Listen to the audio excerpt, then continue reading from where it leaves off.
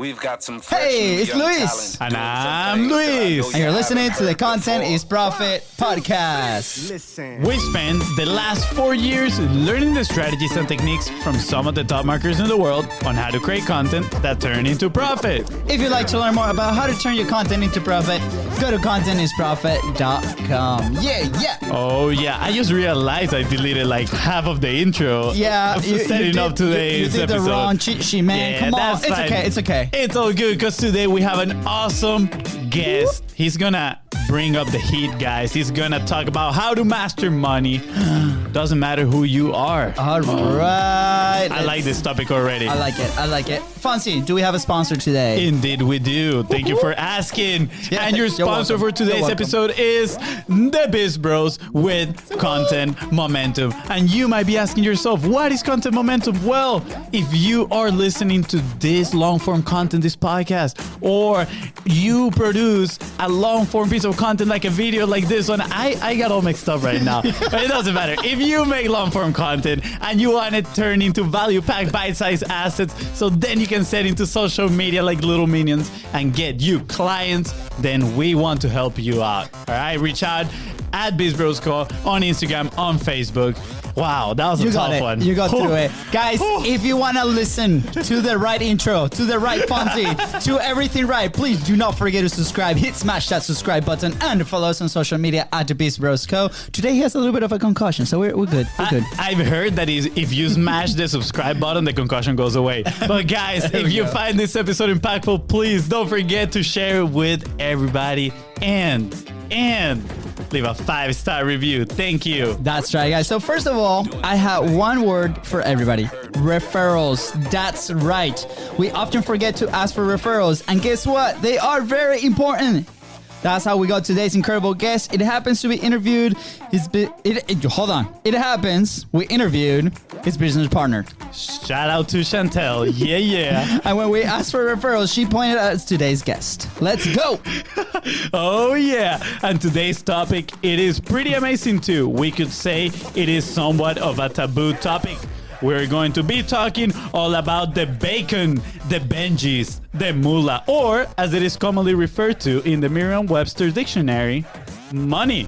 Oh yeah, baby. I hope you are ready to change all those beliefs that are holding you back from filling up your pockets. With what? With money. That's right. Today's guest is also great at listening to his clients and find exactly where they are, what's holding them up, and showing them what they need to do next. He has also taken his financial practice to #1 nationally using Pivot for Profit principles. Pivot with profit principles. Let's do that again. Pivot with profit. That's principles. right. That's right. But his biggest achievement, persuading an amazing woman to marry him and 2 beautiful children. Yes.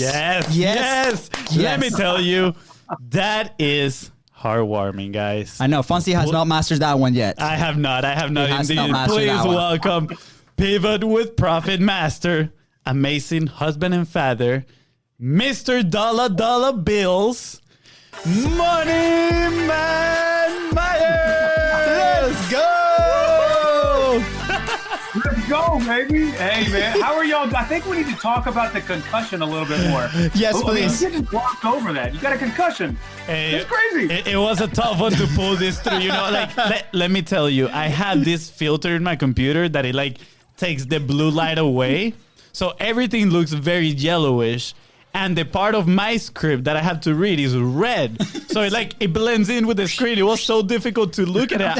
And I don't know why it didn't occur to me to change that right now while I was reading. So I'm like struggling right here. Yeah, it's all good, dude. Well, we're so excited to have you here, man. Like just the way that we've been able to connect, like through the online world, right? And I think we'll get to this with the amazing thing that you're doing with Pivot with Profit. So I just want to thank you for being so patient and just staying there through that rough intro that we just had. I hope that was funny. That's the beauty of doing these things live. It is what it is. Absolutely. No. You don't need to be apologetic or anything. That was an amazing intro. I feel sorry for guest 102 because y'all set the bar so high right now. That's amazing. I know. Thank you. Absolutely. You deserve that and way more. Will, why don't you share with us a little bit of your story? I told you like behind cameras that I was listening to your show and you have this amazing story. You can share that one or whatever you want, but like, let's get to know you a little bit better because I really want the people to understand who you are and what you're doing today. Absolutely, man. Well, thank you for asking me that. And I love the frame of your show, Content for Profit. And I think that deep down inside of me, that's what, like, I think profit is what it's all about. And I think freedom is what has always been deep down inside of me. It's something that I've always wanted. And I was fortunate enough, like, so when I was young, I graduated high school at 17, not because I was some brilliant guy. It's just happened how my birthday fell. But my mom, when I went to college, I went to study civil engineering, and my mom told me that I should go spend time with this guy that she grew up with. He worked his way up to becoming a multi-millionaire. She goes, I want you to go to school at Texas A&M Kingsville. Now, to give you guys in Florida a little bit of an idea where Kingsville's at, just think about going out in the middle of nowhere, and then you're going to put a college right there. That's where I went to school. There's like nothing around. It's the worst place you could go to school. Fonzie knows a little bit about it. I can visualize that, because I went to school in Wichita Falls, Texas. So pretty similar situations, yeah. So the other nowhere. The other college. Absolutely, yeah, they're on the other side of Texas, exactly. Man. And I can't believe you know Wichita Falls. That's awesome. Yeah, you and I, we just became brothers. We just became long-lost brothers. Let's go. So, dang it. I'm just going to put this out there. If you would have to pick a bro right now, I mean, hey, which it's one not would fair. you pick? We're starting the show, Fonzie. So, Chris, Will, unofficial competition here. Apparently, people have been voting for their favorite bro, and I'm winning by a landslide. So winning by a lot. Yeah, by a lot. Yeah, you can just pick me at the end of the episode. That's fine. Okay, sorry. Continue with your amazing story. It's not about us, Fonzie. I'm just gonna throw this out there. There's some kind of other election going on in the United States. It doesn't seem nearly as important. No one cares about that one. About this election right here. Thank you. Wow, this is the real election. Thank you. But yeah, so I went to study civil engineering at Texas A&M Kingsville, and my mom said, "Hey, go study civil engineering. That's great, but come home and spend time with this guy because he came from nothing." Do y'all know anything about Shiner, Texas? Have y'all heard about Shiner? No, absolutely not. I have no idea. Nothing. Okay, well, if you do know about Shiner, Texas, there's only two things in Shiner, Texas. There's Shiner beer. How many of you like beer? I'm a beer guy. We're raising our hands. Yes.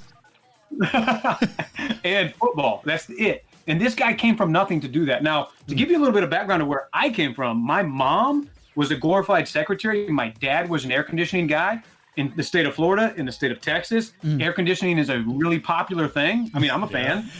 Yes. We cannot live here without an AC. Just saying.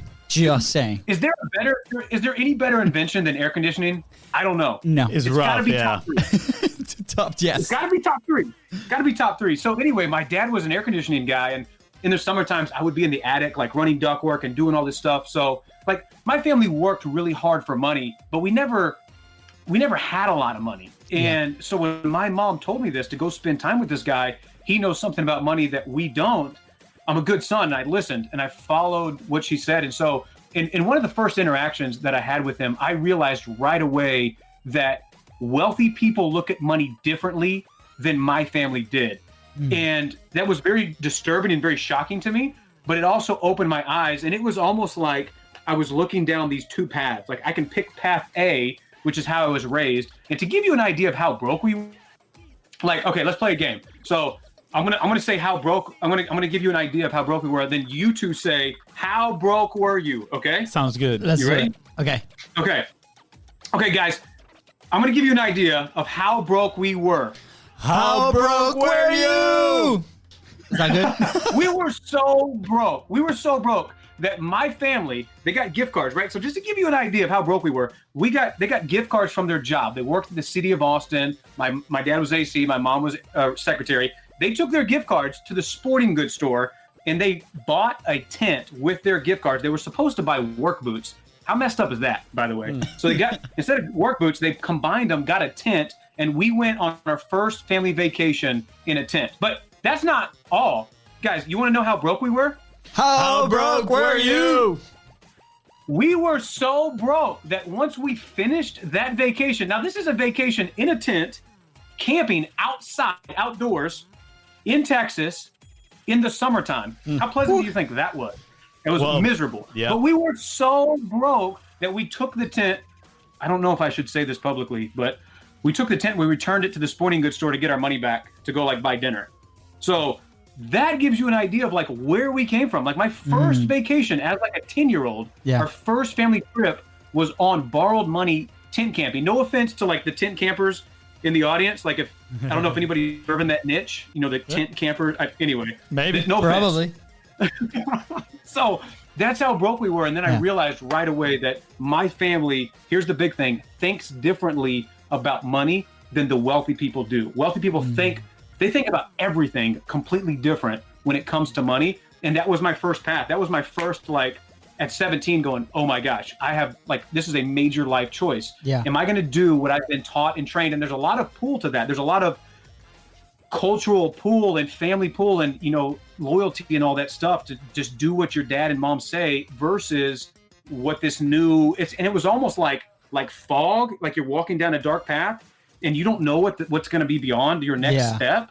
But that was the path I went down and it changed my life forever. And so to kind of bring it full circle, I bought my first house at 20 years old, following the principles that he taught me. So I started mentoring with this one multimillionaire at 17. I bought my first house at 20. My wife and I bought our first rental property at like age 23. And then I retired my wife at 25. And now I do what I want, when I want, with whoever I want. It's true freedom, which is what I've always been about. It's not about, for me, it's not about money. It's about the freedom. If I want to hang out with you guys for like 10 hours, can I do that? You know, like I just want to be able to do that. Let's do it. You know, yeah. So we're gonna have to. We have to go visit Austin. You know, now we have like legit like a lot of content profit people in Austin. I think we should do a reunion in Wichita Falls. No. You guys will be alone. Nope. In the middle of nowhere. No, thank you. Or in Shiner, Texas. Okay, we can do Shiner. Dude, we can do Shiner. Yeah, dude, Will, I love that story so much because it resonates, right? Yep. You know, we grew up in Venezuela, third world country. We were not like poor, but we weren't millionaires either. Like we had a very, very close family. We had opportunities going on vacation together, right? Like where most of the country is, you know, below the line of poverty, and now even more, right? And that's the reason we're here. We've been here for 10 years and hoping we can go back and help as much as we can. But, you know, our dad, which we love and adore because like he made us, like he's our rock, right? Like he made us who we are too. But the belief of money, I don't think it was there, right? Like right now, like the last few years, we've been going through this transformation, this growth period, especially because we started to invest in coaches that we believe in, that are where we want to be, right? We started to have these amazing conversations in the podcast with people like you, right? And now the perspective starts to change and we understand now how people think very differently. And our dad was the guy that would walk around all weekend, Friday through Sunday, to find out these soccer shoes that are $5 cheaper, right? And it was like 3-day like experience of going to buy these shoes because they were like $5 cheaper, right?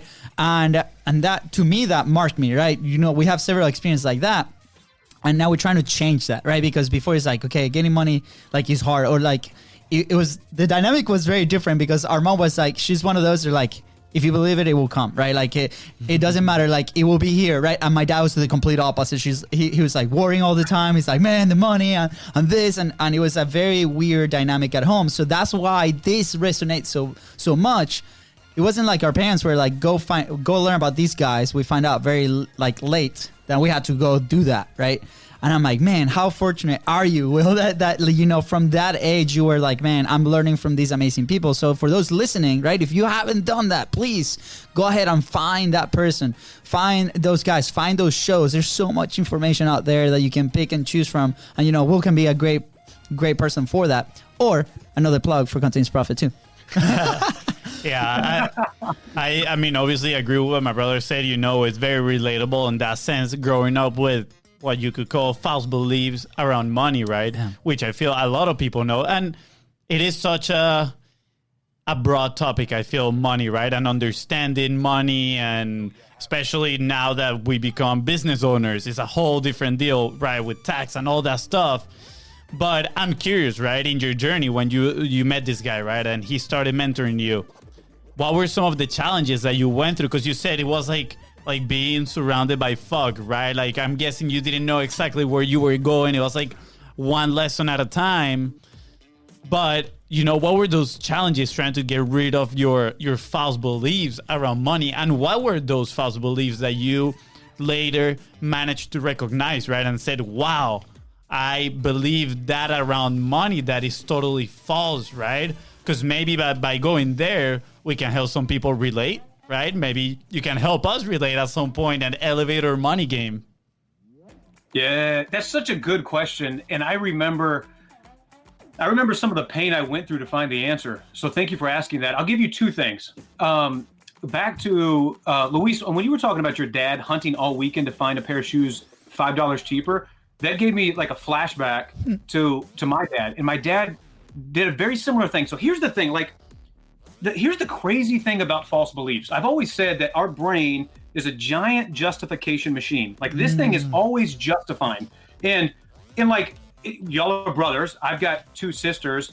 Like, sometimes I would agitate my sisters, no matter what their argument was or belief was. I would agitate them and just pick the other side and argue it just to like mess with them. You know what I'm saying? Yeah, that happens. So, like, that happens with my wife all the time. Like, she does it to me. Just saying. Sore subject. No, it's okay. It's okay. She doesn't listen to the show. We've been throwing rocks at her all season because she doesn't listen. No, I'm kidding. I'm sure she listens to it secretly, and one day she's just gonna be like, pound, pound, pound. I'm just trying to make her listen. That's fine. It's okay. Sorry, Will. Yeah. So tangent. We tend to do that here in this show lately. Apparently. Continue. No, please. It's all good. So like, y'all know this. You can pick a side of an argument. Yeah. Just to mess with your brother, just to mess with your sibling, but you can argue both sides, right? So this is a giant justification machine. And what's really interesting is, like, just like you would watch your dad go hunt for soccer shoes, I would see my dad like drive like across Austin, Texas to go find gas for like a nickel cheaper. And in my mind as a kid, I'm like, dude, 5 cents, you got a 20-gallon tank, 5 cents times, you saved $1, dude. But we spent 30 minutes driving there and 30 minutes back. So here's the thing, like, we can justify ourselves, because from my dad's perspective, he would go, well, dude, I just saved 5 cents a gallon. And on the surface, you go, that makes sense. You saved money. So if it's a money conversation, you feel good. You feel good about your decision. And I'm not beating anybody up for saving money. Yeah. But wealthy people don't look at money that way. Wealthy people will spend money to get time, where broke people will spend time to get money. And that, my dad was that. So Luis, going to your question about what were some of the false beliefs, I didn't realize that was a false belief. And that's what's so scary and sneaky about false beliefs, is that I didn't know that was a thing that's holding me back, because on the surface, I can justify that I'm saving money. I'm going out there, I'm trying to save money. But here's the thing. There's a limit to how low you can take your money. And if you're not taking notes on this Profit with Content podcast, what's wrong with you? You better be taking notes every time. If you're not, start right now. So here's the thing. You can only drive your savings so low. Like, there in Jacksonville, Florida, you can't rent a place below $500 or $900 a month or something. Like, there is a floor to what it's going to cost you to have a roof over your head, right? So instead of focusing my energy and effort on reducing my savings, which you got to make sure you're not spending on dumb stuff for sure, let me put my energy onto growing my income. Which this was a switch, and I'm going to give you the principle here in just a second. This was a switch that flipped in my mind, and I had to battle it for a little bit because I didn't realize it was a false belief. It kind of snuck up on me. Yeah. And then if I put my energy, instead of trying to reduce my savings, like instead of let me save 50 cents and cut coupons. Let me grow my income. Let me increase my skill set, become a better person, become a better speaker, become a better whatever skill set that I can go out there and give value to the world. The world will give me money back for the level of value that I provide. Let me put my energy in that, because there's no cap on income. You with me on that? Yeah. So that was one of like the big first things, and the principle behind that. The first lesson I learned in my mind, there's a bunch of them, but like the first one was that money's just a game. Yeah. The wealthy people look at it like a game, like anything else. Like, content is profit. Like, there's a way that we can figure out the algorithm. There's a way that we can figure out the conversions of how we can make content turn into profit. Would you all agree with that? Absolutely. Mm-hmm. Well, that and many more things. Not just the algorithm. It's just a game. Yeah. Yeah, and so that's the first thing. So once you realize it's just a game, now you just need to figure out the rules. Mm-hmm. And once you know the rules, you can play the game better. But the second thing kind of gets to like a deeper level about like if I'm thinking about spending money, I'm thinking about it from two frames, like kind of a lens I look through. Is this an asset or is this a liability? A liability is something that takes money out of my pocket. Like the new PlayStation 5 is coming out. The iPhone 12 is coming out. There's a way you can justify buying a new phone and like, hey, it's a business, all that stuff. But is it going to put money in your pocket? An asset is like a rental property. It puts money in your pocket. And if you want freedom, you want to have enough assets that put money in your pocket that pay your bills. That's freedom. Then you can step away. Which content is an asset. Yes. Thank you so much. Wow. Like, I'm with you 100% because like to me, like that's the thing. Like, so here, like growing up, right? We were like, hey dad, hey mom, we need money. And they're like, figure it out. Like, well, my dad was like, figure out because, like, I'm not going to give you money. That's it. Or like we have to like go wash the cars or do the lawn or like figure something out. I remember making this presentation, trying to buy my first cell phone, right? Like, hey, here are all the benefits and stuff. And I was selling completely wrong there. I wish I had continuous profit back then to sell the phone to my parents. Mm-hmm. But we had to figure out. And then here, that's a conversation that I have with my own family, with my wife. In my head, I'm like, hey, at some point I would love to build my own home, right? And in her mind, because she's not an entrepreneur, right? Like she works as a pharmacist, completely different, mindset, the way that they grew up, the way that we're being developed right now, which is fine, which makes an interesting conversation. But I'm like, hey, babe, like I would love to build my own home the way that I want it, right? With the yard that I want, with the pool, with a soccer field in the back for Luca to play, right? Like, I don't know. And she's like, oh my God, that's so expensive. Like, how do you know? Like, first off, how do you know? And second, my mindset is like, if it's X amount of money, I'm going to figure out how to make that amount of money, right? So I think like people on the day-to-day might be stuck thinking, well, because I have this limited amount of money that I get because I work a job, then all these other stuff is unachievable, whatever that is, right? More school, assets, rental properties, right? Like it might be very difficult to get there because the mindset doesn't allow you to do that. Now, one of the things like for us, when we first started this, okay, how can we get there? Like, right? And that's why we decided very early that we don't want a job. Right, we used to have jobs to help pay for bills while we built this, right? To get started, which is fine, nothing wrong with that. But at the same time, it's like the amount of money that I need or assets that I need to get that freedom, to get that time, to bring our family here, right? That a job is not gonna give it to me in the time that we are planning to do that. So we gotta figure it out. And I think that mindset for me personally, there was a massive shift that I had to do, and then that sends you into like this path of like crazy growth, right? So through that growth, what have been some of the items that you are able to identify? You're like, hey, once I set foot on that path, either with the mentorship, either with the books, what are those big pillars that you now follow that help you be successful at what you do? Absolutely, man. First of all, your wife sounds like an amazing woman to put up with a guy like you. Absolutely. I tell her every single day. I'm going to actually tell her, like, this is the episode that you got to listen. No, exactly. Yeah, absolutely. I don't know how we're still together, honestly. She loves me way too much. I love her. I love her too. Thank you, Katie. I love you too. Oh my God, that's so sweet. No, I'm kidding. I mean, she is an amazing woman, I'm sure. But I've had the same issue, like not the same issue, bad word.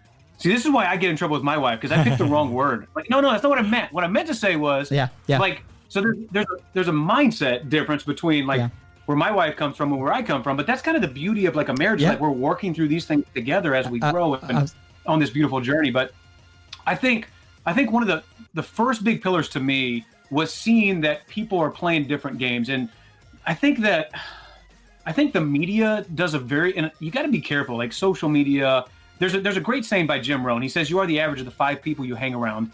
I believe now that you're the average of like the 5 social media accounts that you spend the most time consuming information. And you've got to be very careful about that, because I think it's important to like go out there and like funnel hack and look at how people are living their life or how they're doing certain things, but not from a judgmental perspective, just as like an observational perspective, and see how things are being played and what they're doing. And you've gone on dinner dates with people, like you and your wife, and you go out and you're hanging out or whatever, and then you see like they're really cool people, but they interact this way that's differently, or they have this level. Like, have you ever been on a date with somebody and they're like, oh my gosh, I thought I was a good husband, but that guy like did this thing, like he opened all the doors, and I was like, I'm kind of getting lazy about opening my wife's car door. You know what I mean? And it just, from an observational perspective, it levels you up. And that's what it did for me. The first level of change is awareness. And that was when I had that first lightning bolt moment, when I saw these 2 paths in front of me. It was a moment of awareness, and it gave me the responsibility and the power to choose which path am I going to go down. Am I going to go down the path that I know is certain, it's safe, I know what my mom did, I know what my dad did, go to school, get a good job, I can follow down that path, I can be an engineer. Engineer sounds good, it sounds awesome when somebody asks me what I do and I say engineer, they're like, oh my God, this guy's so smart. Little do they know. Or I can go down this other path and it's super uncertain, it's not known. That was like the first thing, is that moment of awareness. But number 2 was once I realized, like, so the first lesson he taught me, that first mentor, and it led me to many others. He said, I read a book a week. And I was like, what do you mean you read a book a week? I was like, what? And I hadn't picked up a book. Like, I barely read in high school. Like, I read enough to get a C, and I'm like, got my pass. What else you want from me? Right. And then, but then once I connected the dot that he's wealthy. So here's like one of the principles that I believe in, right? So which comes first, the chicken or the egg? This mentor that I was with, and I'm still friends with, he makes $1 million a year, like net. Like that's what hits his pocket after all of business expense. He's making over $1 million a year, which for some people that blows your mind. It's just a number. Don't get emotionally attached to it. He was making that kind of money. To me, I was like, oh my gosh, what? And he said, like, no matter what happens, at the end of every week, I read a book. I was like, well, okay. I don't know how to make $1 million, but I can at least figure out a way to read a book a week. And then once I did that, the second thing it did was it opened me up, and it made me realize all the things in the world that I don't know. Like there's what you know, and then as soon as you get this like moment of awareness, you pop your head out of like a submarine kind of. You know how like they've got the hatch, and you open up the hatch and you pop your head out, and it's just like nothing but ocean. That was me. I was like, oh, I don't know anything. And then that's when I just started reading books, and I was like, it's all mindset. Amazing. Like if you want to grow wealth, it's mindset, man. So anyway, that was number 2. So awesome. So awesome. Yeah, I love that reference about books, because I feel I found that recently, right? Where I grew up, my dad, he's an avid reader. He really likes to read, right?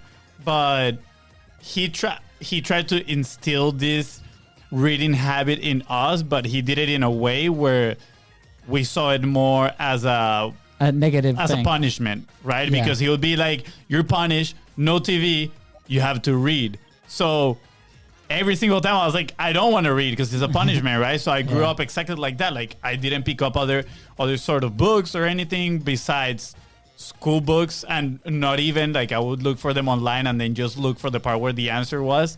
But when I first started, coming into this world and listening to people like, oh, I read this book. And I was like, wow, interesting, right? I started picking up books. And one of the first books that actually introduced us to this world was .com Secrets by Russell Brunson, right? And I mean, that's a book that came out in like 2014. And that's when I was like, whoa, like, look what this book taught me, right? And then I started hearing, we were following Ty Lopez at the moment, right? He's huge. He's like reading the one book a day. I don't know how he does it, fast read, whatever. I don't know that technique. But I was like, how cool. Like, exactly what you said was my thought process. Was like, wow, like, eventually you realize, like, imagine if I could know other things. Like, what's out there that I don't know? And you start, like, this curiosity starts building up in you, and you're like, wow, I want to learn more about that, right? And eventually started picking up more books. And now this year, I feel like it has been the year that I have read the most. I'm like reading 3 books at the same time. You know, like in the morning I read one, in the afternoon when I'm eating lunch I read a different one, and then at night I'm reading a totally different one, and I'm enjoying it now because I'm like, wow, and I'm connecting the dots. I feel like at the same time it's helping me develop my own thought, right? Like helping me come up with my own ideas, not just grabbing ideas from the books.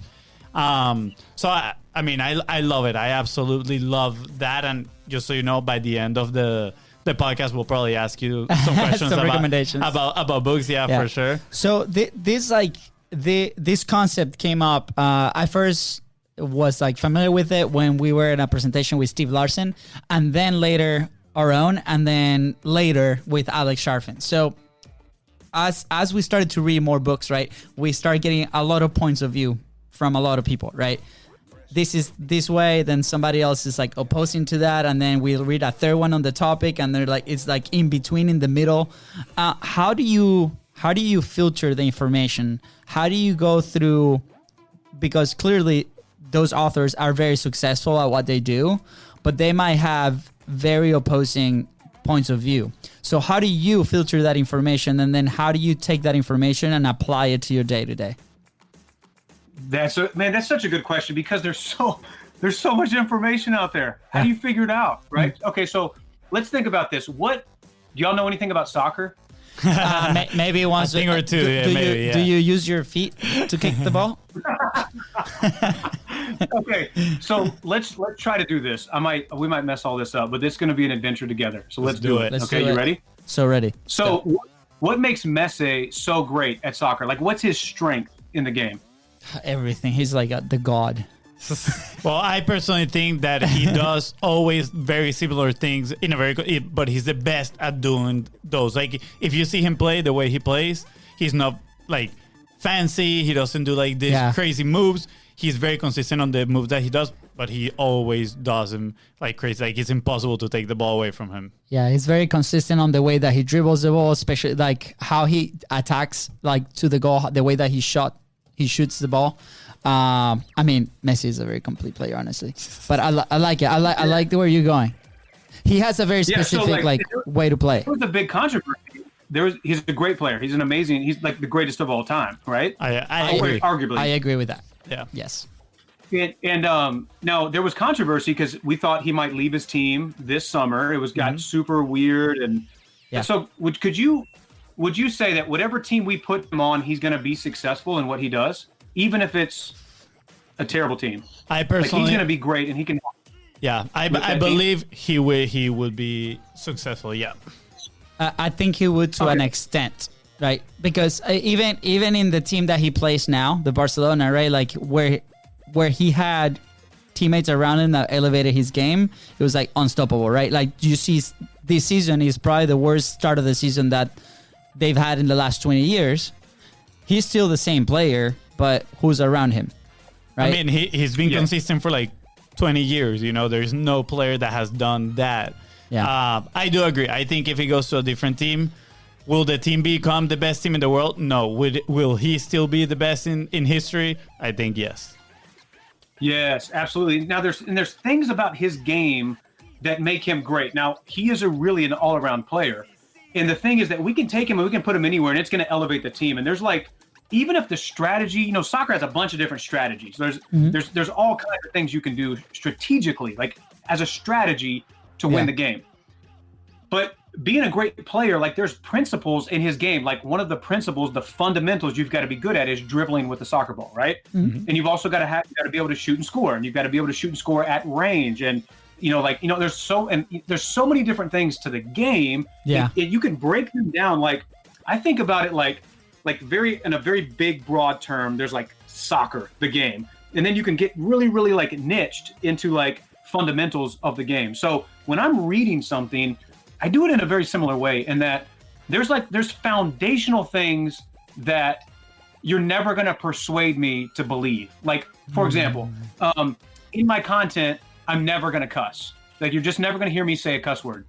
There's nothing. Gary Vee does it, and he's very successful at it. Yeah. It's just not going to be my thing, right? That's not something that, or I'm never going to insult my audience. Like, hey, welcome you stupid. Like, I'm never going to do that. And it's so like there's these things that are deep beliefs inside of me. If we're talking about the frame of content as profit, or there's these deep beliefs about like that Messi has about soccer, and like I've been playing soccer 20 years. I'm not going to do this differently, but I will listen to new strategy. If we're talking football, I can take Tom Brady from the New England Patriots and put him on the Tampa Bay Buccaneers.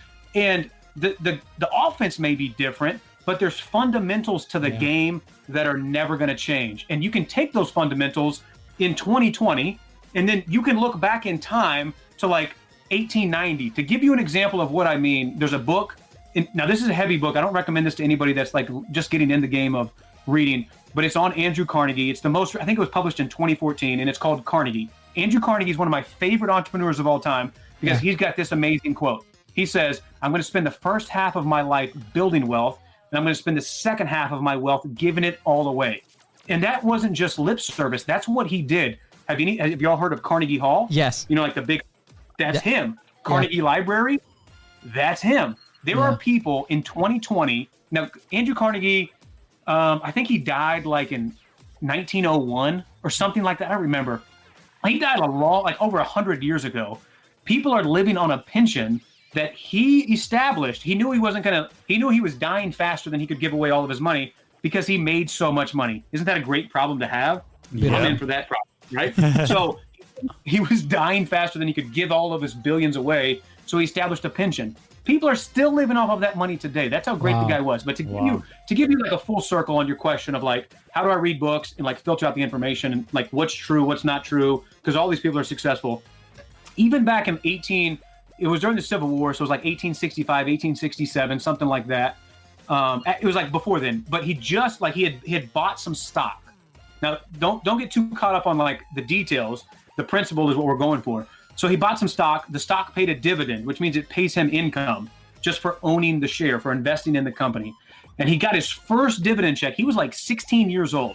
He got his first dividend check, and it was like $25 or whatever it was. Yeah. And it was like if he had an iPhone, he would have like texted his buddies, mind blown, like that. Yeah.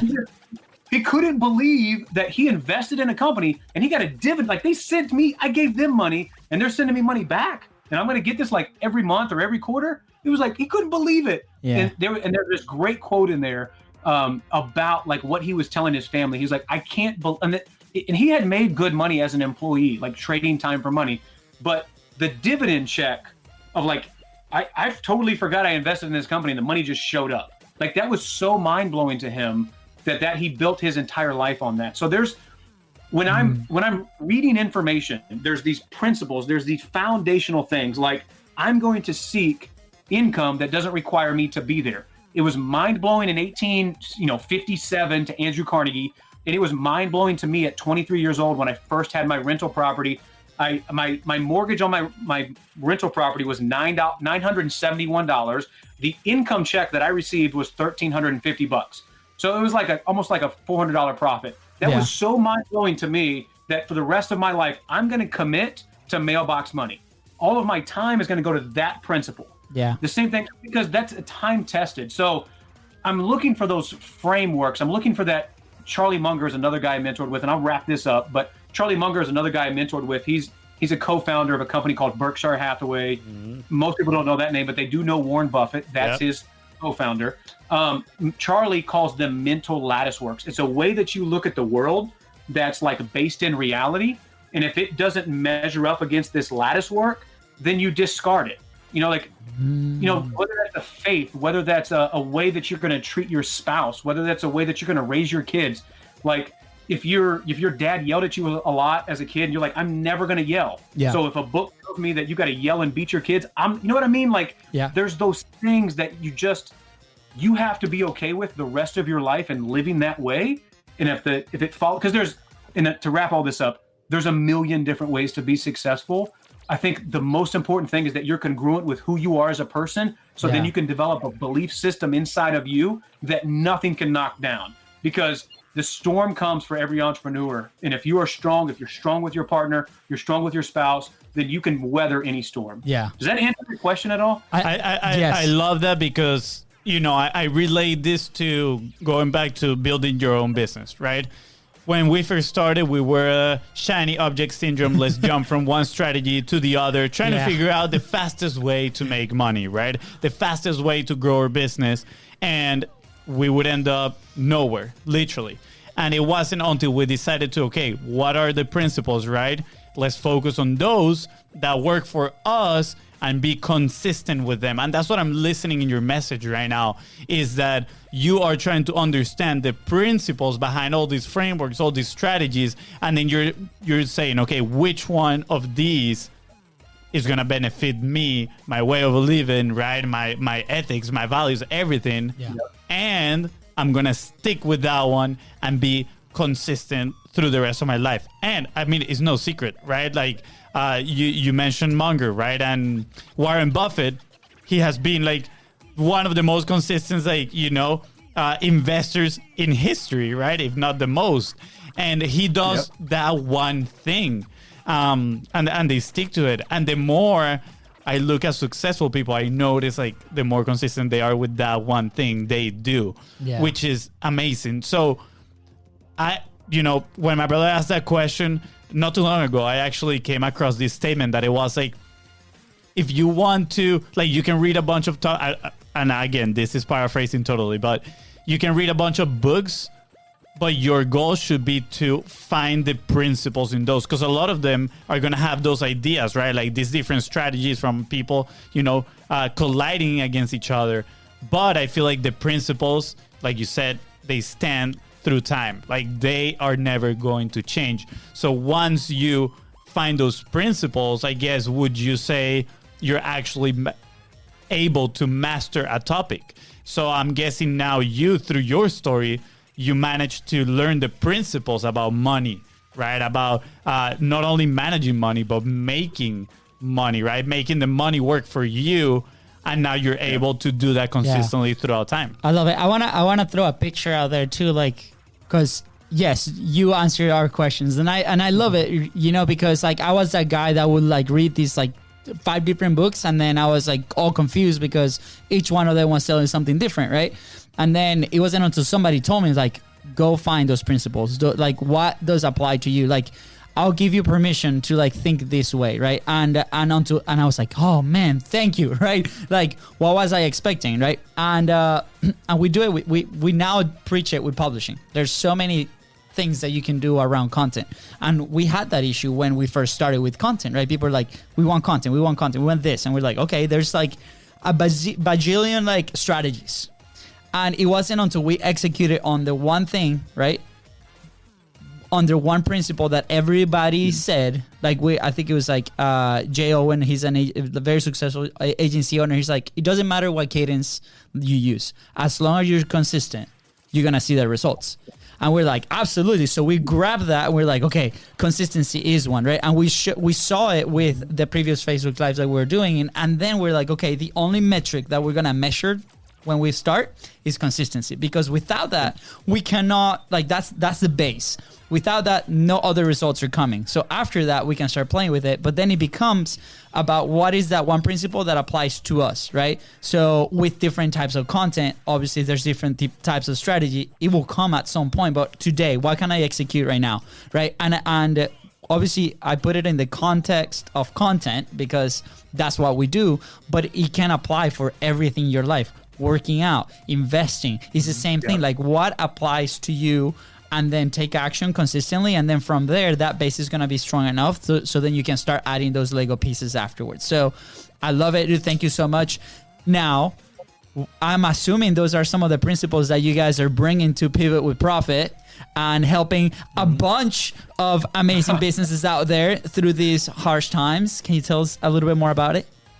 Absolutely. So that's what kind of happened with Pivot with Profit. Just kind of, for like my entire life has just been this weird, like, reluctantly teaching these things, because who's fortunate enough, I almost felt this guilt of having a multi-millionaire mentor at 17. I'm like, oh my gosh, like 17, I don't feel like I can do anything in life. Like I just moved out of my mom's house and now I've got to go like learn from I just felt like, oh my gosh. But then I felt like I have to do this for whatever reason. My mom grew up with this guy whether it's God, whether it's the universe, whatever you want to say, for whatever reason, fate brought us together. I've got to pursue this full speed. And the same kind of thing happened. So in pursuit of building a business and getting freedom, I ran into this road. Have either of y'all seen that movie Interstellar with Matthew McConaughey? Oh, I have not. I have. So good. Super random fact. Like, I started reading after the concussion. I read this sci-fi book, and last night I was actually thinking, like, I want to watch a sci-fi movie, and I was like, Interstellar. Why should I should watch that? So now that you bring it up, I'm definitely gonna go watch it. Just gonna say point for Luis here because I've watched it. Yes, we're getting an election after this. I gotta vote. Oh my gosh, no pressure. He's desperate for votes, but it's okay. We're actually planning on putting opportunities everywhere right here, a scoreboard, right? And then that nobody knows what it is. And after we ask the question, we go and mark it. But yeah, sorry, Will. Sorry. Keep going. No, you're good. I was gonna tell you a story about Interstellar, but I don't want to ruin the movie for you. That's fine. Fine. It's all good. You can share it. Go ahead. Yeah, that's fine. Okay, so basically, I was in pursuit of building this business, getting to Pivot with Profit, and then we'll wrap this thing up so y'all can do your stuff. But in pursuit of building a business, my big dream, my entire life, was to be able to spend time with my kids. If my kids, I've got a 7-year-old son and I've got a 4-year-old daughter, and if they just want to go to the park and play for 6 hours, then let's go do it. Daddy doesn't have any obligations because I've got total freedom. For example, I don't know, back in March or something, they wanted to go to the park. So we went to the park and then we found this stream of tadpoles, and they were like, hey, can we take some home and raise them? I was like, sure. And so then, and that was on a Tuesday or Wednesday or something. And we'd have to go down there every day and they turn into a frog and we got to take it back. And we did all this cool stuff. And that's been my dream my entire life. But in pursuit of that thing, there's actually a really good song on this. It's by Harry Chapin, and it's called Cats in the Cradle. And I encourage all parents to listen to that song at least one time a year, just to give you perspective on what it's all about. But that was my big dream. That's the whole reason I'm in business, and I started in business, is just to have freedom. I want to do what I want, when I want, with whoever I want, for as long as I want. And that happens to be at the top of the list is my wife and my 2 kids. Well, the irony of me pursuing that thing early on in my business career, I was not very good. I would go out there and I would sit with people and with a potential customer, and I would show my thing, my presentation. Hey, here's why I'm awesome. Do you want to buy? And I got so many no's that I remember, because I would had a full-time job at one point in my life. Yeah. And then I was trying to have a side hustle and build a business on the side. And so I would be out all hours of the night. So in pursuit of spending more time with my family, I was actually not with my family. I'd wake up at 4:45 in the morning, drive to work. By the time I got home at night after all my business meetings, it'd be 9 or 10 o'clock at night. My kids are in bed. So Monday through Friday, I never saw my children, which is super crazy because that's what I'm living for. That's what I'm working so hard for. That's why I'm reading all these darn books, man. I'm trying to get good and I can't make any money. And so my wife and I had this conversation, and she goes, you're going to have to do something because you're gone all hours of the night. You say you're doing business meetings, but we don't have any money coming in. What's going on? And it reminds me of the movie Interstellar. Spoiler alert, Luis. I'm sorry, man. You might have to put the earmuffs on, brother. But this is really powerful. Get the headphones off. Okay. So in the movie, the premise of the movie Interstellar, I'm not going to ruin it yet. I'll tell you when I'm about to ruin it. The premise of the movie Interstellar is that Earth, you can't grow plants anymore. The food's going away. It's really bad. We've got one shot to go explore these other planets to see if we can move the species of humans to another planet that's a viable place where we can grow food and we can survive. And so Matthew McConaughey selected, he goes out there on this mission. And so there's this point in the movie. Okay, I'm getting ready to spoil it. There's this point in the movie where Matthew McConaughey, now when he leaves Earth, he's got a 7-year-old kid, my son's 7, and he's got a 4-year-old son, my daughter's 4. Dude, I'm oh, he has to leave them behind. He says, listen, I got to go save Earth. I'll be back. When I get back, then we'll hang out and we'll do dad stuff. It should only be a year. Well, there's this point in the movie where he has to go down to this planet, and he has this decision to make as a father. I got to go down to this planet. The gravity on that planet is such that if something goes wrong, every minute that passes is like a decade or something like that, right? It's every, every minute that passes is like a year on Earth. Yeah. Because the gravity is so much and all that. So, spoiler alert, he goes down there, something goes wrong, like 7 minutes go by. By the time he gets up to the ship, he's been getting these video feeds from his kids. And it's like, hey, Dad, I love you. I miss you. And it's like super emotional and all this stuff. Well, then this video feed comes through and it's his daughter. When he left Earth, his daughter was 7. And he gets this video feed at this point in time, and his daughter's like in her 30s. And I get choked up every time, man. His daughter's like in her 30s. And that was me. That was me. I was in pursuit of building this business, trying to get freedom, and I was watching my kids grow up. I would watch them on my cell phone. My wife's so sweet. She sends me videos. She sends me pictures, and I'm watching my daughter, my son, grow up. And then Matthew McConaughey gets this video. His daughter was 7 last time he saw her. Now she's 30. Wow. Life's done. Like that. Yeah. What's the point of me? You know what I mean? Yeah. So that shook me up so much that I had to like figure out these principles of business, of how do I get freedom? And that's what Chantel Turner and I are doing with Pivot with Profit. We're teaching those principles. So another spoiler alert, I broke free. I was able to do it. My kids are still young. They didn't grow up before my eyes, and it didn't all flash before me, and I didn't miss out. And that's what we're teaching other business owners to do, is to use the power of the greatest leverage tool ever built, which is the power of the internet, to get more customers into their storefront. So if you're a storefront business owner and you want to figure out how to use the power of the internet, the greatest leverage tool ever, to get more customers in the door, to make more money with your customers, so you can ultimately get more freedom of time to do what you want, but still serve your customers. That's what we're doing. And you can learn that at pivotwithprofit.com. There's a ton of training, a bunch of good stuff. So anyway, man, I didn't mean to get all fired up and emotional, man. Now I'm crying and stuff. Let's go. That is so good. That is so good. And thank you for the story, because I felt very similar when I saw that movie, and you'll probably see at some point. You know, he says that he's going to watch movies, but he never does. Maybe I should wait till I have kids to watch that movie. No, it's okay. It's a super cool movie. Anyways, but I relate, right? Because like I come from the fitness industry, brick and mortar business, small business ownership, like not me, but I saw the owners, right? And they were like involving the day to day, and we see that very commonly, like with those type of businesses, right? And then we have this amazing tool like the internet that allows you to get there, but it doesn't work if you don't understand those principles. So if you're listening, guys, I highly recommend. We hang out with Chantel a few weeks back, and they're amazing. So the links are gonna be down in the description. All you got to do is scroll down, go there, find out those principles. You know, you might or might not hear a story from me in there. That shameless plug, just saying. But yes, I mean, the second we understood those principles and started taking action consistently, that's when our business started to take off, and it's amazing, right? Like it's night and day. It's like you said, that image of being in the submarine and then just opening the hatch, and then you're like, man, this is completely different. But at the same time, you have people, you know, like Will and Chantel, that's gonna guide you through the entire process. And at the same time, if you have something like that and happens with content, we can help you too. So with that being said, we have 2 more questions. Will, you ready?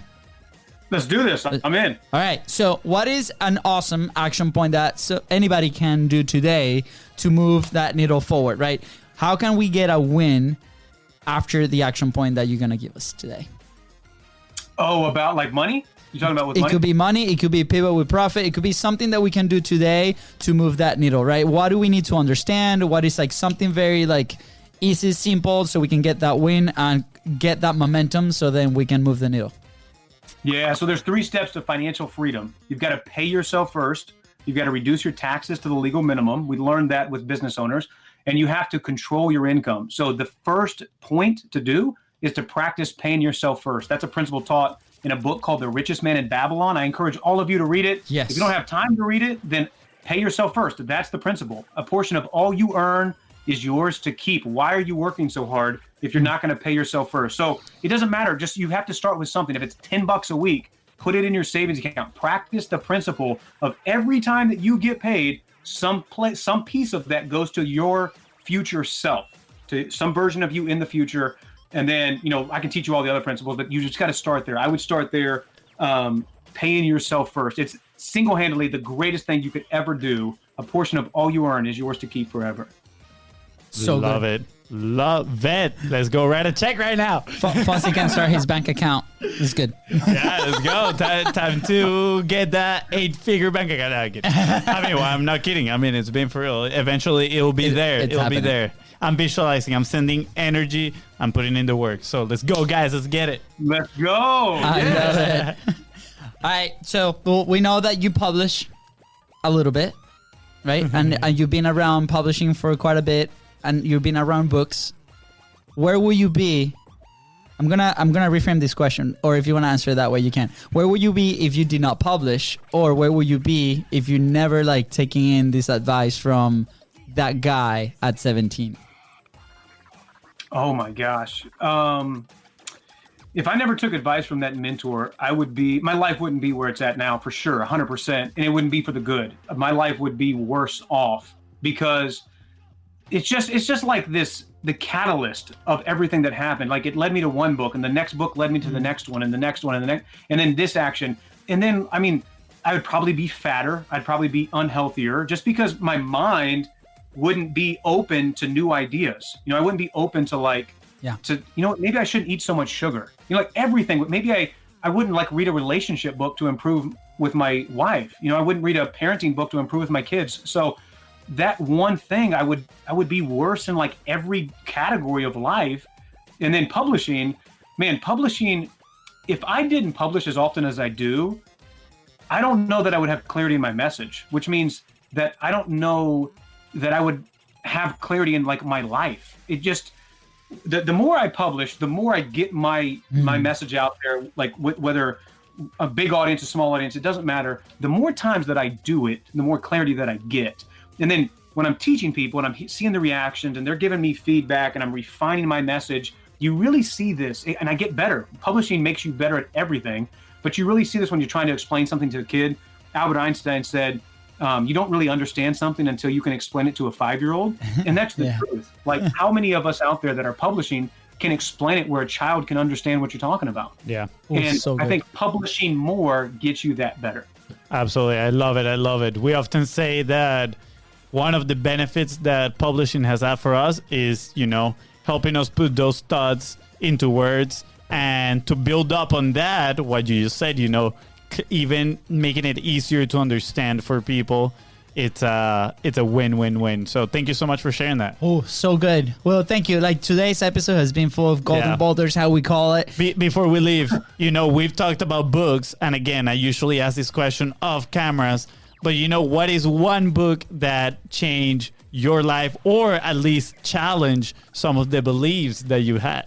He has a ton in the background. Can you see? I know. And I'm sure he had plenty of recommendations. But what would be one that you say, like you could say right now, like, wow, this one was influential in my life?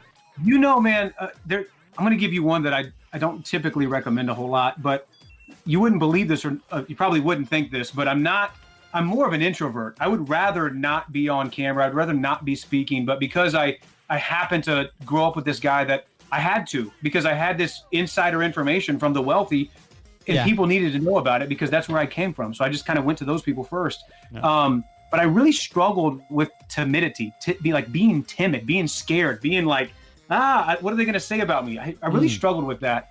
And the opposite of timidity is boldness, entering with boldness. And I read a book by Robert Greene. It's called The 48 Laws of Power. Ooh. And in that book, there's a chapter about Napoleon Bonaparte, the French military leader. And there's one section in there that talks about how timid the hare is, the hare being the rabbit, and how bold a lion is, and how, how no matter how well a hare or a rabbit plans their day, a lion still ends up eating them at the end of the day, and timidity can kill you. But boldness, on the other hand, that if you enter with boldness, if you enter your life, if you enter your content, your publishing with boldness, and you make a mistake, the thing we all fear, you can overcome that mistake with more boldness. That one section, it's like ingrained in my brain. I can still see it in my mind, like the picture of the page and me reading it.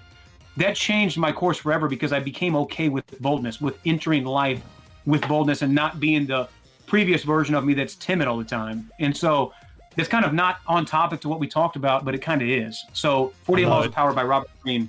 I love it. I actually have that book at the house. I have not read it yet, so I'm gonna dive into that one. Move up to the list. For sure. I'm reading Good to Great right now, so as soon as I'm done with that one, I'm gonna read the 48 Laws of Power. Oh man, so good. Again, thank you so much. From your backstory to like the principles. How do we find that information and grab it from these books, these mentors, right? How do we make it our own? And then how are we actually being bold to put it out there to the world through all the content, so you people can actually help others and provide that value like you guys are doing in Pivot with Profit. Thank you so much for the lessons. How can people connect with you? How can people reach out to you if they have any questions? If they want to just chat. Absolutely. So if you want to learn how to get your storefront business online, use the greatest leverage tool so you get more freedom, go to pivotwithprofit.com. You can find me on Instagram. That's probably the best place to contact me, at Moneyman Myers. If you want to get a free copy of my How Money Works book, go to howmoneyworkssecrets.com and I'll send you a free copy. Those are the 7 money milestones that it takes for anybody, no matter your background, education, lack thereof, ethnicity, it doesn't matter. It's the 7 money milestones to get to freedom. Financial freedom. That's howmoneyworkssecrets.com. But content is profits where it's at, baby. This is awesome, man. Thank y'all guys for having me. This is so fun. Absolutely, this was man. amazing. Thank you so much. Well, don't leave yet. You got to experience the Hispanic goodbye, and you got to let us know who's your favorite brother. But with that being said, thank you so much for tuning into the Content is Profit podcast. Go ahead and subscribe. Smash that subscribe button and follow us on social media at BIZBROS Co. That's right. And if you find this episode impactful, please don't forget to share it and leave a 5-star review. Thank you. Thank you, guys.